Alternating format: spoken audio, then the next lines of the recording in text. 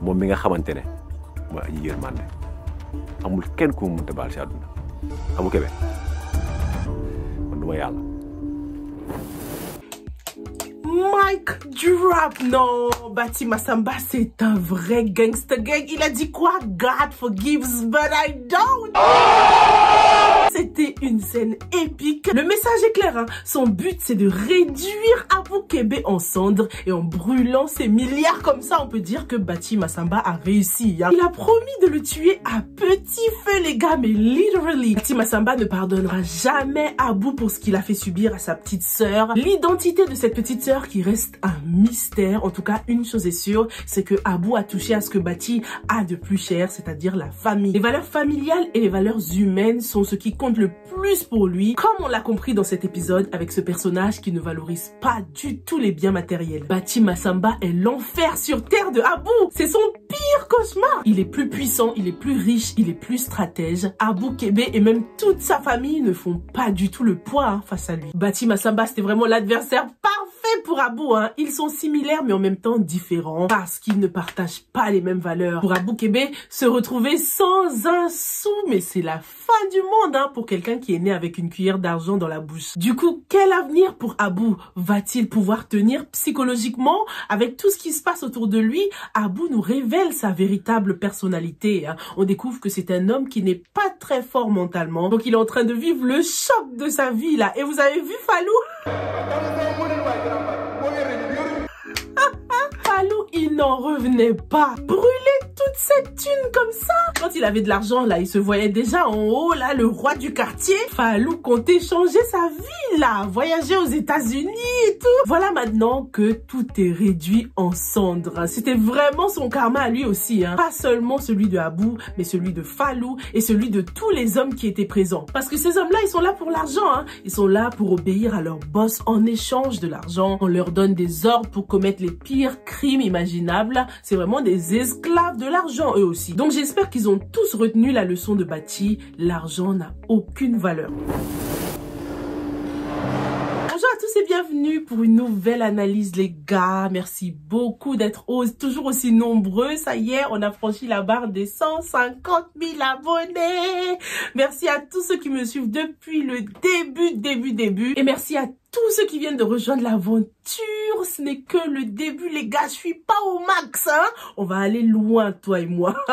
Ça y est, les gars, je commence à retrouver ma voix petit à petit. Je bois beaucoup de thé au gingembre et au citron en ce moment. Donc, ça m'aide beaucoup. N'hésitez pas à vous protéger parce que c'est la période, les gars. Il y a la grippe partout, là. Franchement, Abou, il n'a pas été prudent quand même, hein. Il aurait pu venir protéger avec plus de monde. On a vu qu'il a ramené qu'un seul mec, là, un Diallo, sûrement pour l'aider à ramasser la thune, hein. Il aurait pu se dire que si ce mec est capable de me prendre ma thune sous mon nez là, c'est qu'il est capable de pire que ça. Donc viens armé quand même, Abou, viens prepared pour l'affronter. Abou, il a fait une erreur de débutant là, mais en même temps, puisqu'il n'a plus d'argent, il pouvait pas réellement venir avec une armée. Il pouvait pas non plus venir avec son frère, puisque personne n'est censé savoir qu'il a autant de thunes, hein, de toute façon. Donc son frère allait commencer à lui poser des questions. Donc je pense que c'est pour ça qu'il a préféré venir avec une seule personne et il s'est fait hagar.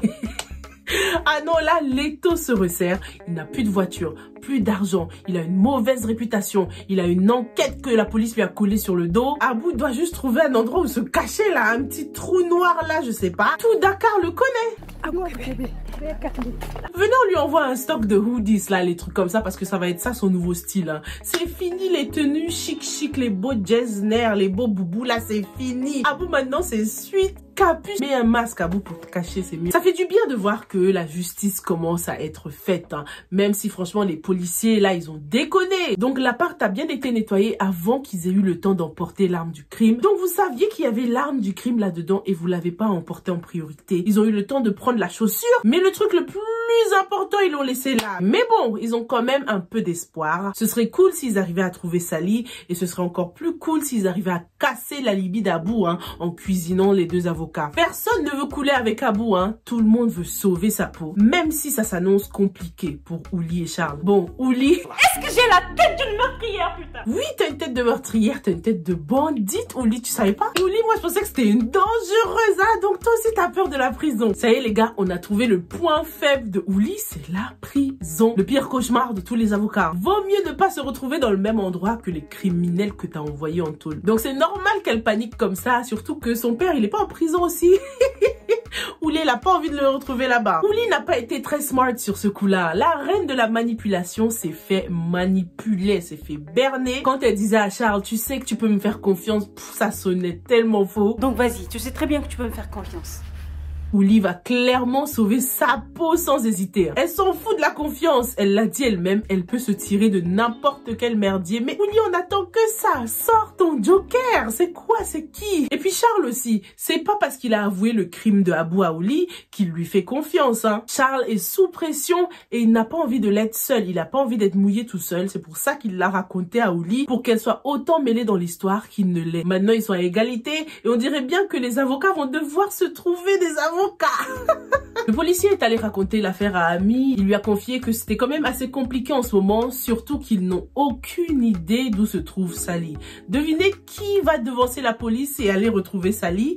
Ami Léa, si la détective. Sally Diop. De toute façon, elle a prononcé Sally Diop. Ça se voit qu'elle va essayer de la retrouver, hein, en espérant que Sally ne soit pas déjà hors du pays, sinon ça risque d'être un peu compliqué. Je suis quand même assez déçue de Sally, hein. Elle devait être la première à courir, revenir chez la police pour essayer d'apporter son soutien et tout. Mais il faut qu'on aille la chercher, quoi. Bon, à moins qu'elle soit vraiment hors du pays, qu'elle ne soit pas encore au courant de tout ce qui se passe, quoi. Parce que là, franchement, zéro solidarité, hein. Celle qui est beaucoup plus solidaire, par contre, c'est Lisa. Lisa, elle a enfin trouvé sa voie. Je suis tellement fière d'elle, hein. Lisa, elle a regagné confiance en elle. Elle est pleine d'assurance et prête à se battre contre les violences conjugales. On sait que ce sera pas un combat facile, surtout que la plupart des femmes ne souhaitent pas être aidées de peur des représailles ou du regard de la société. Je pensais vraiment que c'était Virginie qui allait mener ce combat, hein. Surtout lors de la présentation de Ami, lorsqu'elle a tout de suite détecté des signes de violence conjugale, hein, sur Lisa. Je me suis dit, ah, ça c'est fait pour elle, quoi. Je la voyais bien faire ça. Je suis sûre que dans une autre vie, Virginie et Lisa auraient été de très très bonnes amies. Qu'est-ce que vous en pensez? Celle qui est l'ennemi numéro 1 de tout le monde, en tout cas, c'est Malika. Malika continue à s'imposer chez les Québé. Tonton a été trop gentil avec vous, man. Dis-moi tonton. Man, je vais mettre de l'ordre dans cette maison et ça va commencer à au Google. Ah, Margaret Thatcher, dame de fer. Elle fait toujours ces trucs-là quand personne n'est là. Mais heureusement, cette fois, Shérif a tout vu. Ah, j'ai jamais été aussi contente de voir Shérif. Franchement, c'est que le coma qui a rendu Malika comme ça. Ah. Je ne veux plus jamais que tu joues avec ce genre de poupée. Est-ce que Bingama? J'ai vraiment l'impression que c'était quelqu'un de méchant à la base. J'ai eu mal au cœur pour Anaïva. Déjà, de 1, elle joue avec ceux qu'elle veut. Et de 2, oui, c'est bien sa mère, sa vraie mère qui lui a acheté ça. Ça fait mal, hein. La vérité sort de la bouche des enfants. C'est clair que Malika ne pourra jamais remplacer Ami dans le cœur de Anaïva. Et ça a du mal à passer, là.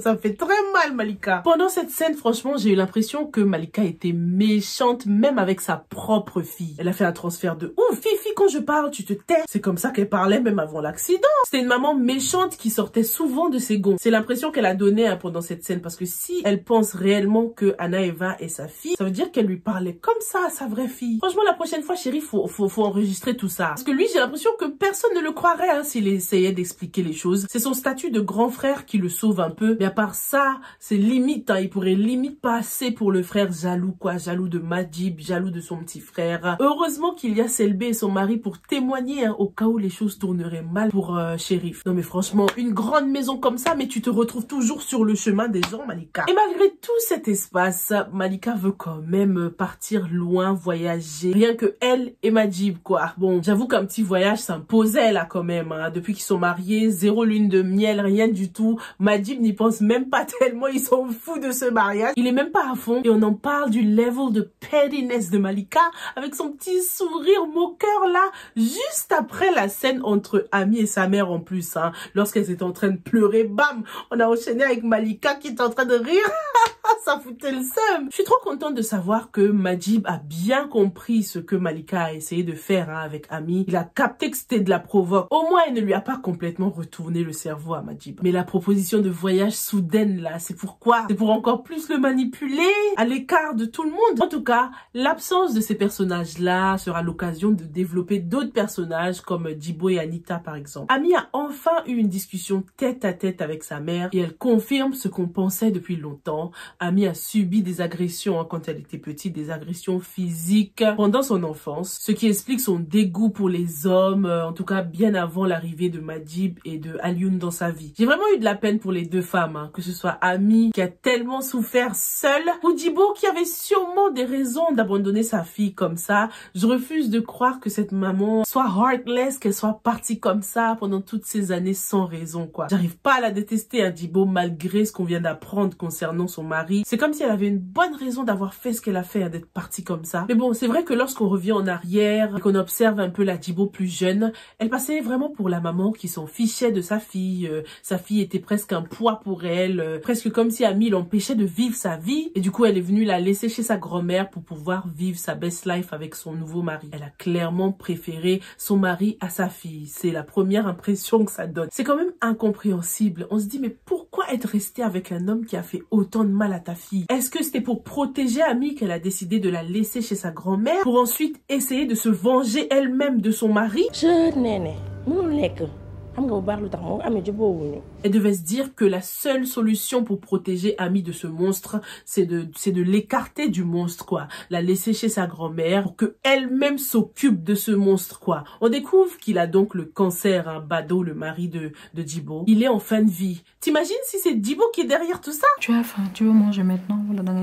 Elle lui a mis des trucs dans sa nourriture, là, tous les jours, juste pour qu'il chope le cancer, pour le faire payer toute sa vie ce qu'il a fait subir à sa fille, le mal qu'il lui a fait. T'imagines ça? Est-ce que, à ton avis, c'est possible? C'est un peu extrême quand même, mais bon, soyons fous les gars. En tout cas, j'étais très étonnée de le voir au Sénégal, son mari, surtout que la dernière fois qu'on l'a laissé, il était vraiment mal en point. C'est à peine s'il pouvait respirer tout seul. Et du coup, il est venu mourir en paix au Sénégal. On voit qu'il passe vraiment pour le mec bien. Ça se voit que la grand-mère, elle connaît pas la vérité. Pendant la première saison, Ami avait essayé de lui dire, mais elle n'avait pas pu rentrer dans les détails. Ami n'a jamais dit à sa grand-mère ce que son beau-père lui a fait. C'est pour ça que Mme Anna, elle est aussi gentille et empathique avec lui. Elle connaît pas la vérité. Par contre, Djibo, elle le savait. Ami Léa le lui a dit, mais elle n'a rien fait apparemment. Mais est-ce que Djibo a gardé ce secret pour faire justice elle-même? Parce qu'elle a quand même l'air d'une femme raisonnable. Donc pourquoi avoir choisi ce monstre à sa fille? Pendant leur conversation, j'ai pas pu m'empêcher d'observer à quel point elles se ressemblaient, quoi. C'est sûrement dû aux couleurs de leurs vêtements. Ce sont deux femmes qui ont l'air d'avoir vécu dans deux mondes différents, mais même si Ami ne veut pas l'admettre, elle ressemble beaucoup à sa mère. Elles ont sûrement vécu les mêmes choses, Elles ont sûrement toutes les deux trahi pour venger. Et lorsqu'on entend ce que la grand-mère dit,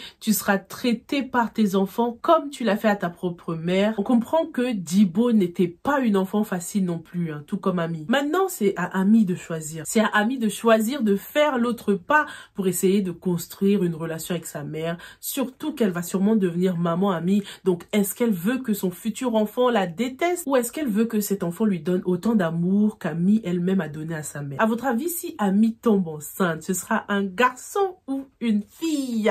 En tout cas, si c'est une fille, ça rentrera bien dans le thème, on sera bien dans le karma, what goes around comes back around. Mais si c'est un garçon, ce sera un petit espoir, un indice que tout ceci prendra fin et ça nous renverra à cette main du générique, cette main d'homme, de garçon qui arrête les dominos, donc qui arrête le karma. Dites-moi ce que vous en pensez dans les commentaires. À votre avis, Ami sera enceinte d'un garçon ou d'une fille? Sinon les gars, la réaction de Ami envers sa mère, elle était quand même normale, légitime. Sa mère, elle a tout de même été absente toute sa vie, donc elle n'allait pas l'accueillir à bras ouverts. Maman, ça c'est mort. Bon, en éliminant l'hypothèse que Djibo a peut-être empoisonné son mari, est-ce que ça veut dire que si ce mari n'était pas malade, elle ne serait jamais revenue au Sénégal? Pourtant, elle nous a raconté comment ils ont essayé de trouver des solutions. Ils ont voyagé aux États-Unis, en France, même au Maroc. Donc, si c'était pas à cause de la maladie de son mari, elle serait jamais revenue. Djibo était très présente financièrement, mais bien sûr, ça ne remplace pas l'amour physique d'une mère. Hein. Depuis toutes ces années, elle n'a pas trouvé un peu de temps pour revenir de temps en temps, pour essayer de tisser des liens avec sa fille.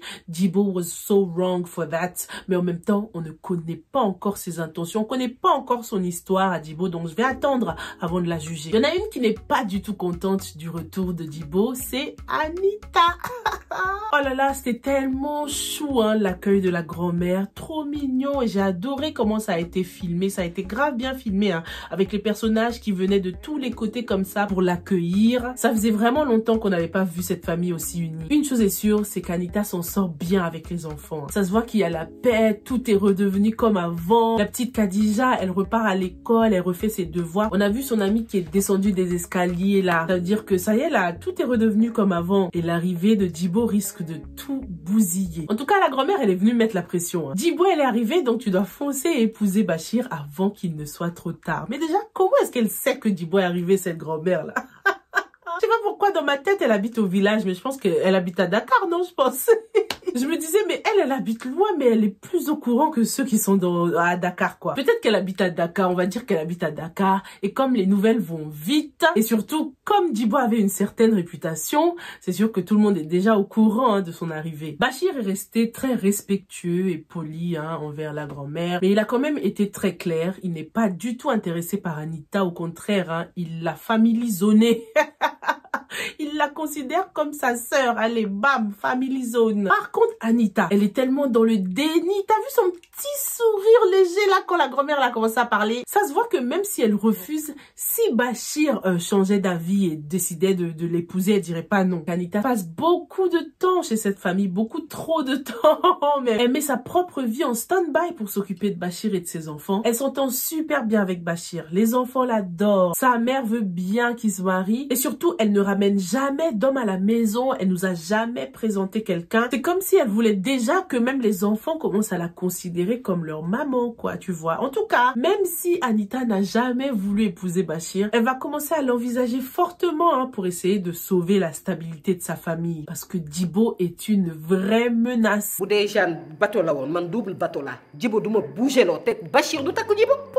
Dans tous les cas, tant que Badou est en vie, il ne se passera rien du tout hein, entre Bachir et Djibo. Parlons un peu de son mari d'ailleurs, hein, Badou, ce personnage que Ami nous a toujours décrit comme un monstre, n'avait rien d'un monstre. Hein. Il est obviously en train de subir son karma. Il est très affaibli en fin de vie. Est-ce qu'il a eu des enfants avec Djibo? C'est trop tard.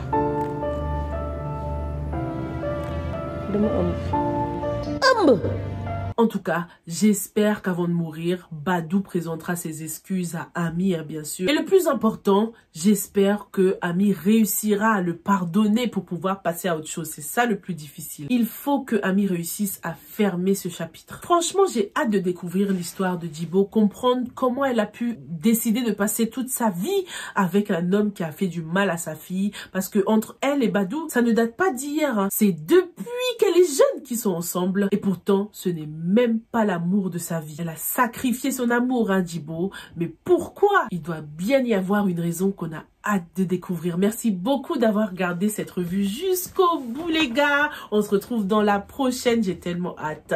N'oublie surtout pas de t'abonner hein, si c'est la première fois que tu passes par cette chaîne. Et je te retrouve dans la prochaine. Stay safe and stay blessed. Bye.